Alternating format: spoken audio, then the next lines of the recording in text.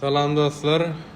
Bybit'te gyzylyň, kümüşüň, pagtaň, şekeriň, buğdaýyň alyp satyp bolýanyny bilýärdiňizmi? Bybit birjany ilki bilen registrasiýa edip verifikasiýa etýäňiz, onuň şerde targabat diýip bölüm bar. Registrasiýa verifikasiýa edip bilmeýän bolsaňyz, YouTube kanalymyzda bardyr videolary Caspian Investisiýa diýip gözleseňiz ökman çykar.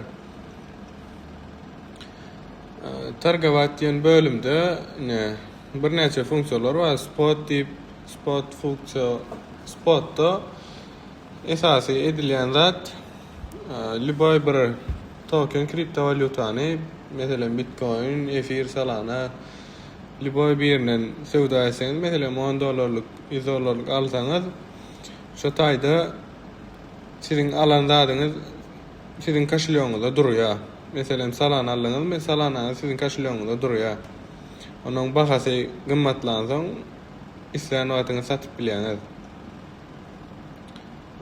Onsoň traderlaryň işleýäni futures bular gysa wagtyň içinde alyp satýarlar. Esas traderlaryň etýän zady plançaga ýetene sat, onu plançadan düşende rynokdan çyk. Şoňa stop loss, stop limit diýip goýup bolýan funksiýonlar bar.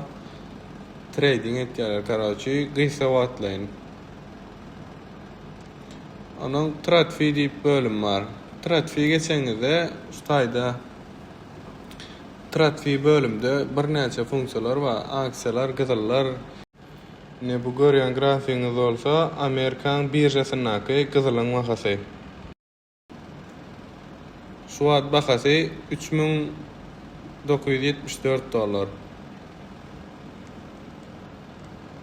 Öňkü bahalaryň görkezýär. Grafige görä görýändiňiz näçe wagtdan öň bolupdyr, näçe wagtda galypdyr, maksimal baran ýer näçe, şo zatlaryny görüp bilýär. Maksimal baran ýeri $5,500 barkaýdan. Onuň şu how USDT diýip ýazylýan ýerine 3 tane çizek bar, şoňa barýan bolyn. Şu taýda metal diýip bar, rekomendowany diýip bar. Metal diýen ýer geçen bolyn. Hak USDT diýip ýazylýan ýerde Amerikan birjasynyňky kümüşüň bahasy $50 şu wagtky bahasy. Onuň maksimal barkaýdan ýeri $120 barkaýdyr. Onuň palladium metal bar, platinum metal bar. Opşi targabat edýändiňiz bir näçe mümkinçilikler bar Bybit birjasyny. Onuň şu taýda aksiýa diýen ýer bar, aksiýa basýan bolyn. Dünýä belli kruply kompaniýalaryň zatlaryň aksiýalary görkezýärdi. Birinji ýerde Tesla dur. Tesla'nın aksiyası edil şu wagt $416. Öňkü galyp düşen bahasy reynan şoňa gara görüp bilýän. Näili size gerek bolsa onuň Nvidia'nın aksiyası şu Tesla, Nvidia, Intel in kruply kompaniýalar şu dünýäň gözünde kompaniýalaryna trillion dollarlyk agranma. Onuň Nvidia in kruply kompaniýalaryň biri bolan. Buň aksiyasy şu $198. Moşny proýektlaryň biri şulan. Ýöne edil bilmeýän zatlaryňa girmekli maslahat berem dap. Microsoft'un aksiyasy. Microsoft'un aksiyasy şu $370. Öňkü maksimal bahalar zatlar görkezýärdi. Onuň Google'un aksiyasy, Amazon, Netflix, McDonald's, iPhone'un aksiyasy.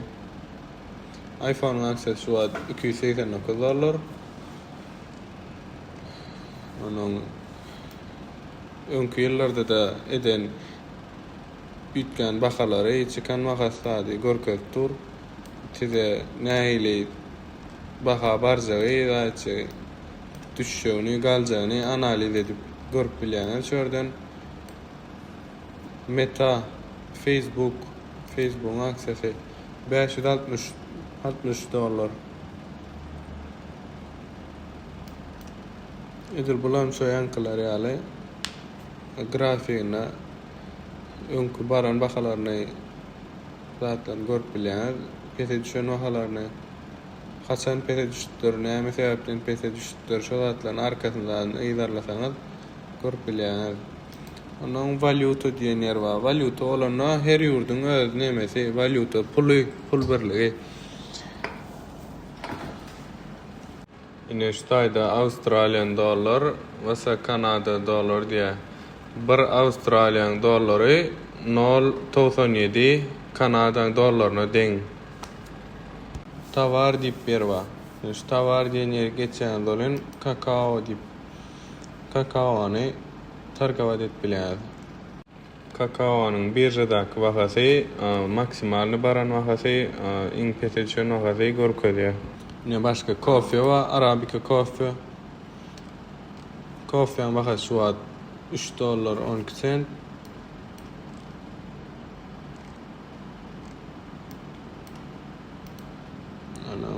Ne kaper we bal, palta we gaz we gazyň bahasy $2.99. TV gaz, şeker, soya, şekeriň bahasy şu wagt 14 sent.